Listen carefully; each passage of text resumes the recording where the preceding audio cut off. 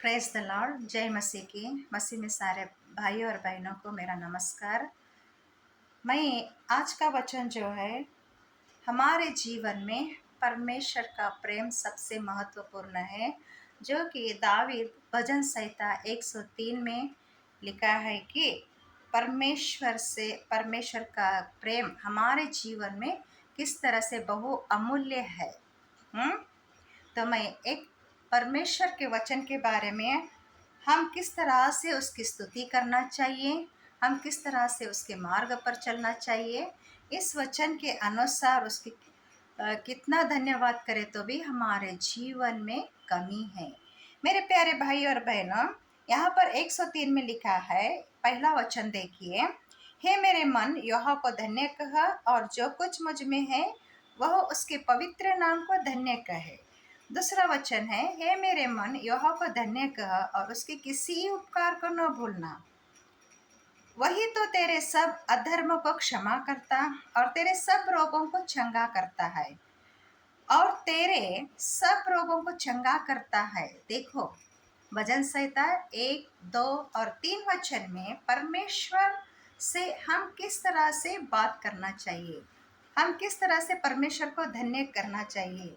ये दावीद जो है, सभी दुनिया के लोगों के लिए वचन लिखा है। दावीद के जीवन में भी अनेक कष्ट आए, अनेक दुख आए, वो उसको चुन लिया गया है, इस्राएलों के ऊपर राजा बनाया गया है, मगर बहुत से समस्या का सामना करना पड़ा है। फिर भी दावीद जो है, अपने जीवन में हर कष्टों को, हर पापों को माफ करते हुए परमेश्वर के सन्निधान में क्या कहता है, हे मेरे मन यहोवा को धन्य कर। हमेशा अपने मन में परमेश्वर को धन्यवाद करना चाहिए। सच्चे मन से, शुद्ध मन से परमेश्वर को इबादत करना चाहिए। क्यों? क्योंकि वही हमारा जीवित परमेश्वर है, पवित्र है। उसके पवित्र नाम को हम धन्य कहना चाहिए, क्योंकि हमारा परमेश्वर सबसे श्रेष्ठ परमेश्वर है। दुनिया में सभी को जय पाने वाला परमेश्वर है, और दुनिया में सभी रोगों को चंगा करने वाला परमेश्वर है, और दुनिया में सभी को जो है सही मार्गदर्शन देने वाला परमेश्वर है।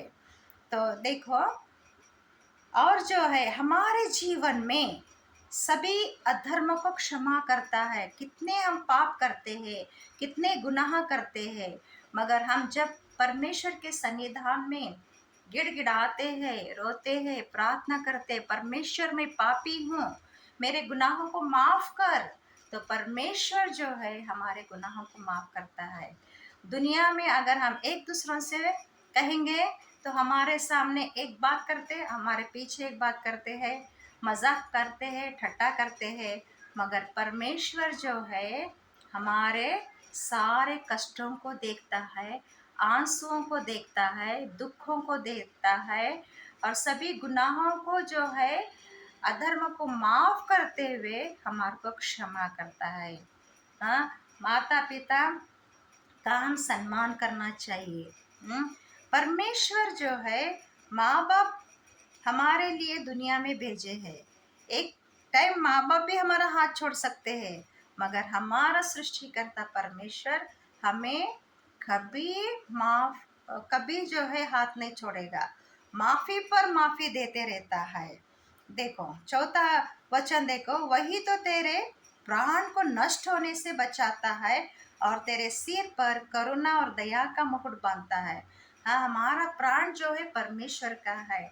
इसलिए मेरा बेटा और मेरी बेटी कहाँ भटक रही है, क्या कर रही है, क्या मेरी बेटी मेरे मार्ग पर है, या माँ बाप की बात सुन रहे हैं या नहीं, गलत रास्ते पर चल रहे हैं, बेटे को भी जो है परमेश्वर जांचता है, और बेटी को भी जांचता है, और हर एक का जो है बदला लेने वाला परमेश्वर ही है।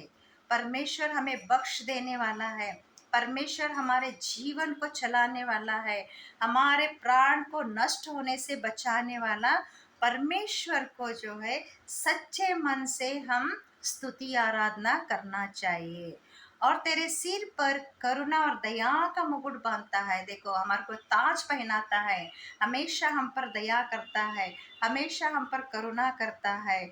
उस परमेश्वर की हम सच्चे मन से स्तुति करना चाहिए। मेरे प्यारे भाई और बहनों, मसीह में जो भी मसीह के मार्ग पर चल रहे हैं, विश्वास से, आशा से और प्रेम से चलने के लिए हमें परमेश्वर ने वचन दिया है, उस वचन के अनुसार चलना चाहिए।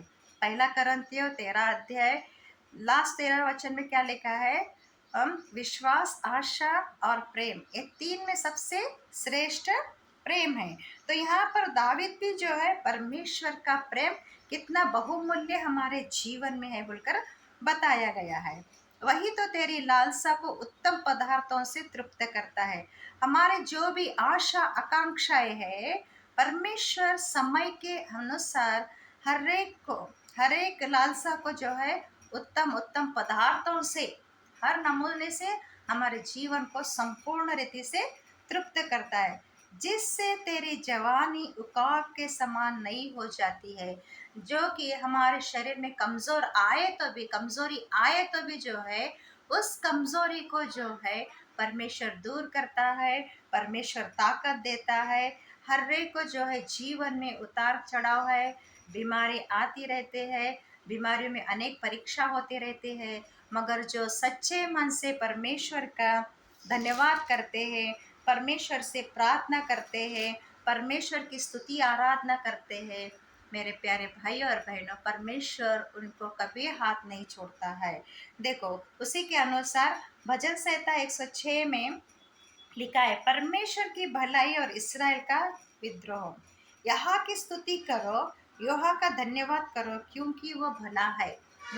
परमेश्वर जो है, दुनिया में सभी हमारे भाई बंधु, सगे संबंधी, माता पिता सभी हमारा हाथ छोड़ेंगे, मगर हमारा परमेश्वर हमारा जीवन रहने तक कभी वो हमारा हाथ नहीं छोड़ेगा।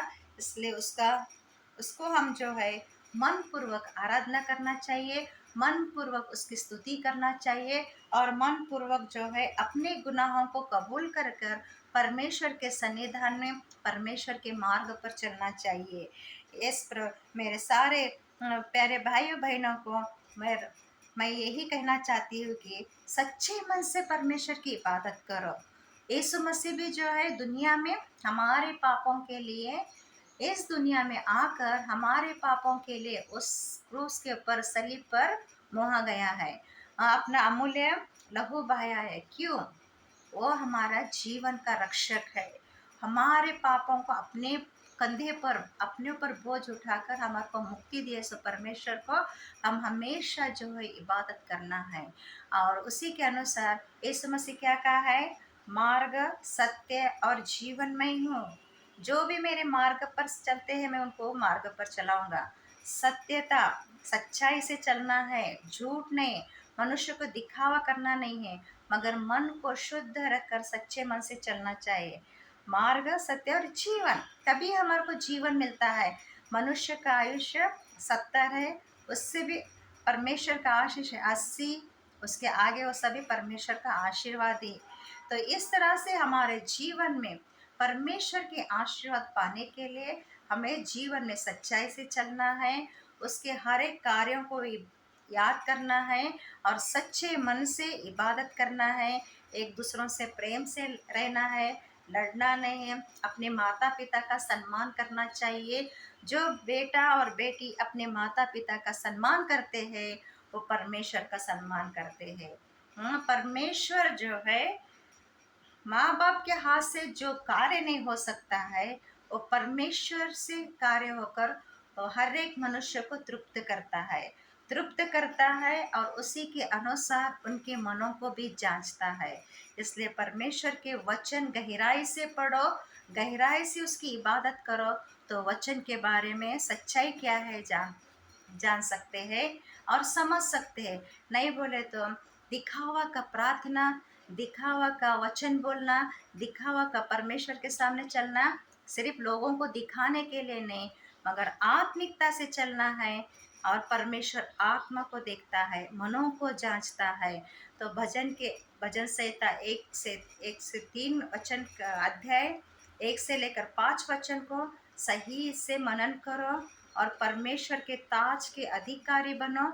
हाँ, वो राजाओं का राजा, प्रभुओं का प्रभु परमेश्वर है। सभी को आशीर्वाद देने वाला, सभी को बख्श देने वाला, सभी के गुनाहों को माफ करने वाला, सभी को सही मार्गदर्शन देने वाला, समय के अनुसार सभी की इच्छाओं को पूरा करने वाला जीवित परमेश्वर को हम सच्चे मन से इबादत करना है।